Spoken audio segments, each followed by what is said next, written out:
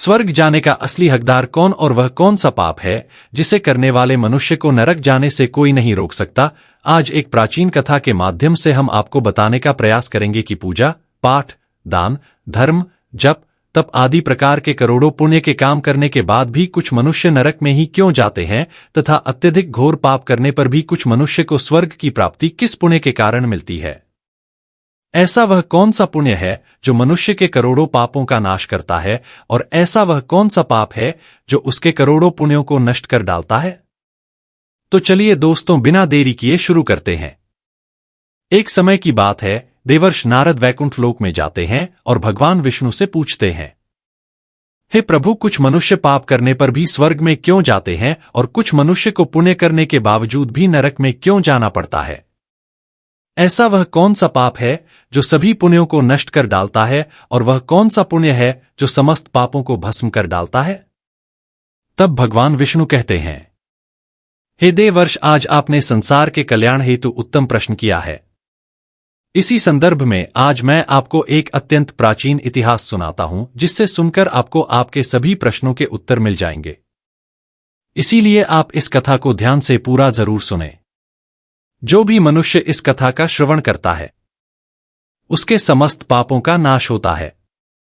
देवर्ष कहते हैं, हे प्रभु, आपके मुख से इस कथा को सुनना मेरा सौभाग्य है। मैं इस कथा को ध्यान से पूरा अवश्य सुनूंगा और इसका प्रचार करूंगा। भगवान विष्णु कहते हैं, हे देवर्षि, पूर्व काल की बात है। मध्य देश के एक नगर में एक ही समय पर 5 मनुष्यों की मृत्यु हो जाती है और वे सभी मृत्यु के पश्चात यमलोक में पहुंच जाते हैं। यमलोक पहुंचने पर वहां का दृश्य देखकर वे सभी भयभीत हो जाते हैं। उनका अंग अंग कांपने लगता है। यमलोक में विशालकाय आकार वाले यमराज सुवर्ण से बने सिंहासन पर विराजमान होते हैं। उनके पास चित्रगुप्त बैठे होते हैं जिनके पास सभी प्राणियों का लेखा जोखा रखा हुआ है। यम के दूत प्राणियों को आगे धकेल रहे होते हैं।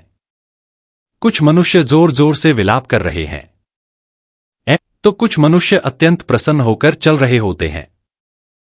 स्वर्ग के द्वार से सुंदर प्रकाश दिखाई पड़ रहा होता है तो वहीं नरक के द्वार से धधकती हुई अग्नि की ज्वालाएं दिखाई पड़ रही होती है। इस भयानक दृश्य को देखकर वे पांचों एक दूसरे से बात करने लगते हैं और अपने अपने पाप के विषय में चर्चा कर रहे होते हैं। उन 5 में से 4 लोगों ने अपने जीवन में बहुत पाप कर्म किए हुए होते हैं और उन सभी को यह जान पड़ता है कि अब वे चारों ही नरक में ही जाने वाले हैं। उन चारों में एक चोर होता है, दूसरी वेश्या होती है, तीसरा विद्वान पंडित होता है तो चौथा एक राजा का सैनिक होता है तथा 5वां एक धनवान किसान होता है। वे पांचों अपने अपने कर्म फलों को भुगतने के लिए तैयार होते हैं। फिर एक एक करके सभी पापी और पुण्य आत्माएं आगे चल रही होती है। विचारों एक दूसरे के पाप कर्मों के बारे में बताने लगते हैं।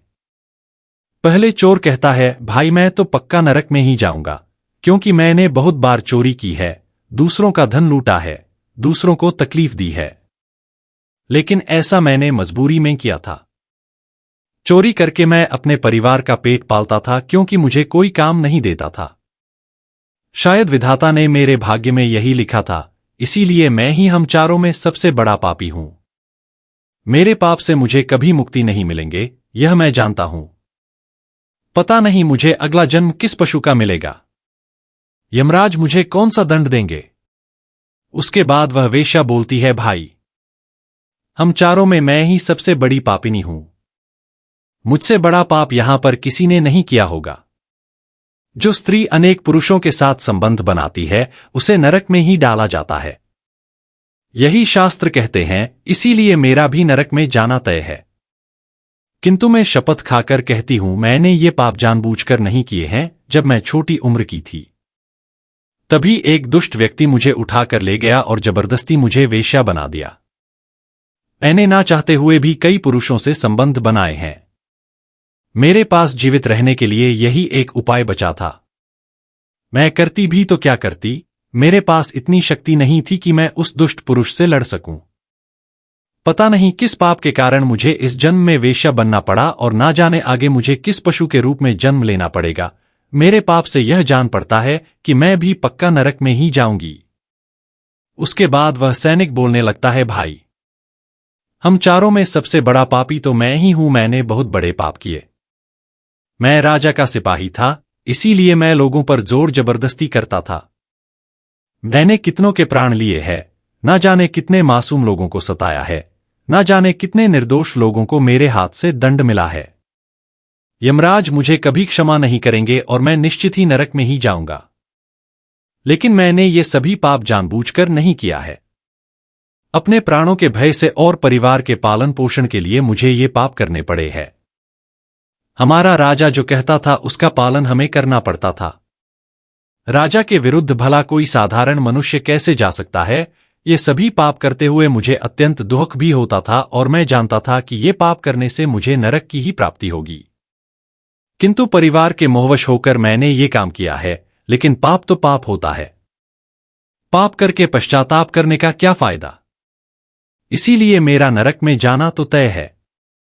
उसके बाद वह विद्वान पंडित बोलता है, भाई हम चारों में से सबसे बड़ा पापी तो मैं हूं। तुम लोगों ने जो पाप किए हैं वो जाने अनजाने में किए हैं, या किसी ने तुमसे जबरदस्ती करवाए हैं, या मजबूरी में किए हैं।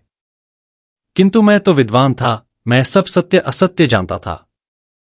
मुझे सच और झूठ का ज्ञान था, लेकिन फिर भी मैंने धन के लोभवश ये पाप किए हैं। शास्त्र कहते हैं कि जो सब कुछ जानकर भी पाप करता है वह निश्चित ही नरक में गिरता है। मैंने अपने ज्ञान का दुरुपयोग किया है। मैंने अपने ज्ञान का उपयोग लोगों की सहायता के लिए नहीं बल्कि धन को कमाने के लिए किया है। मेरे घर की परिस्थिति अत्यंत गरीब थी। मेरे पिता भिक्षा मांगकर गुजारा करते थे, लेकिन मैंने अपने घर की गरीबी को दूर करने के लिए धन लेकर ज्ञान देने की चेष्टा की है। शास्त्र कहते हैं जो विद्वान ब्राह्मण अपने ज्ञान का दुरुपयोग करता है उसे निश्चित ही नरक में जाना पड़ता है। मैंने लोगों को ज्ञान देने के बदले में उनसे धन लिया है, कभी किसी को मुफ्त में ज्ञान नहीं दिया। इसीलिए आप चारों में सबसे बड़ा पापी तो मैं ही हूं और मुझे ही नरक में जाना पड़ेगा।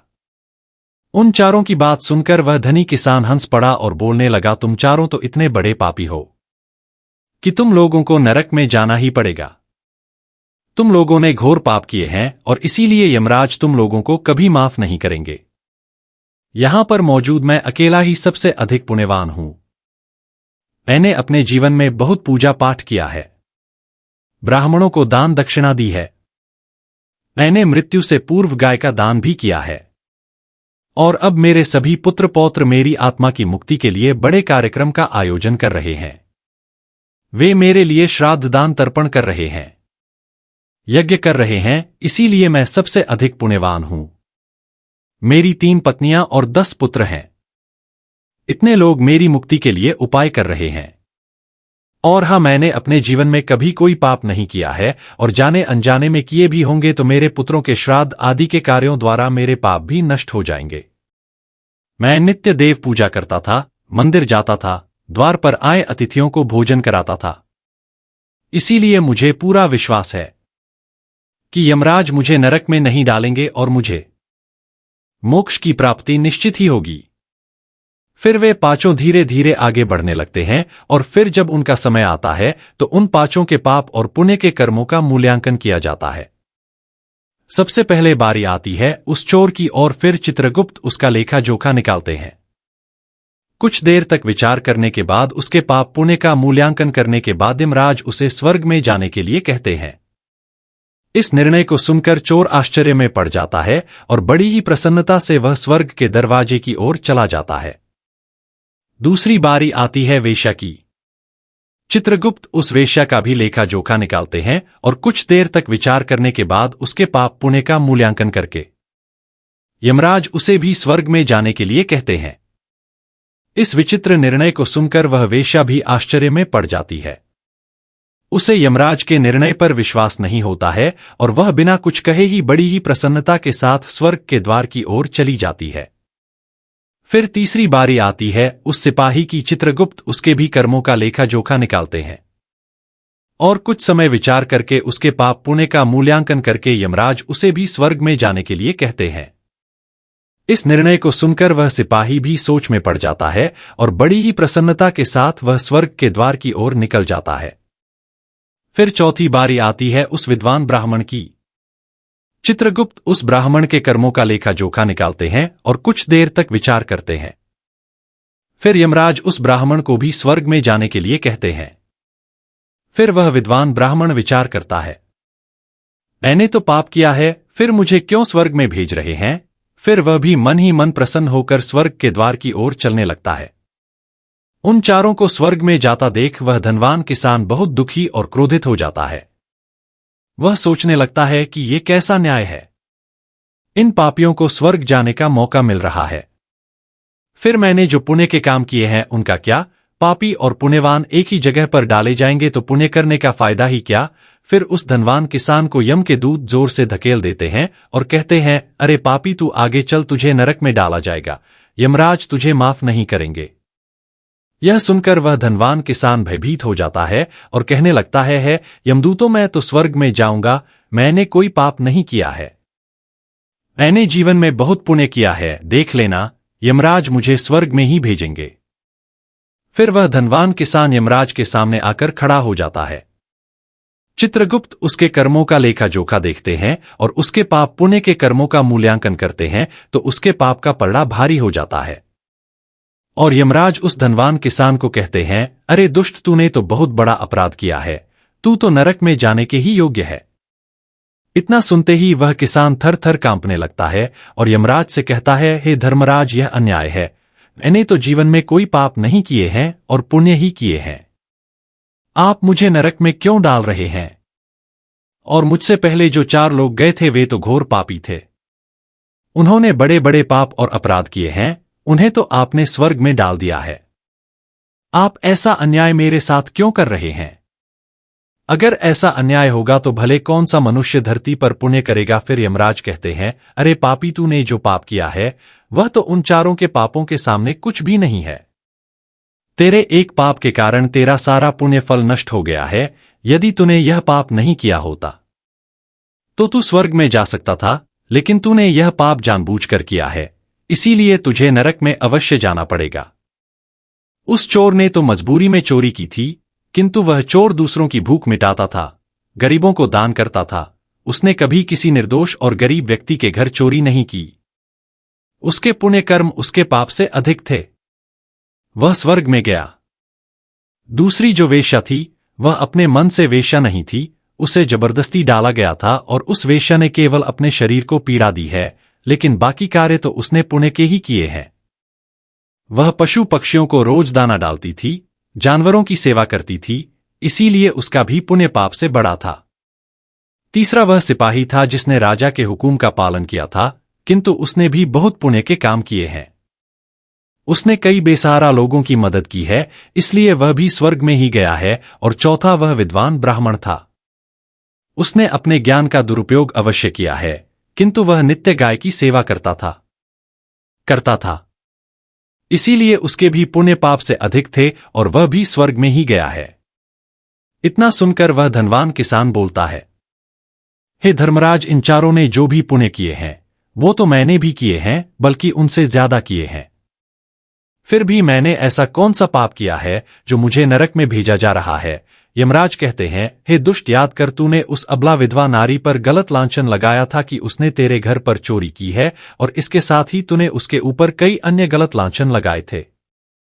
उसे व्यभिचारिणी और वेश्या कहकर उसके चरित्र का हनन किया है, और राजा ने उसे सत्य समझकर उस अबला विधवा नारी को मृत्युदंड दे दिया था। हे पापी मनुष्य, ब्रह्मा हत्या, चोरी, मदिरा, पान आदि प्रकार के घोर पापों से भी प्रायश्चित करके मुक्त हो सकता है, किंतु दूसरों पर गलत लांछन लगाने पर कोई प्रायश्चित नहीं है। जो दूसरों पर गलत आरोप करता है, सत्य जानकर भी दूसरों को झूठ कहकर उनके ऊपर दोष डालता है, वह तो सबसे बड़ा पापी है। उसके द्वारा किए गए सभी पुण्य नष्ट हो जाते हैं, इसीलिए तूने जितने भी पुण्य किए हैं वे सभी उस एक पाप के कारण नष्ट हो गए।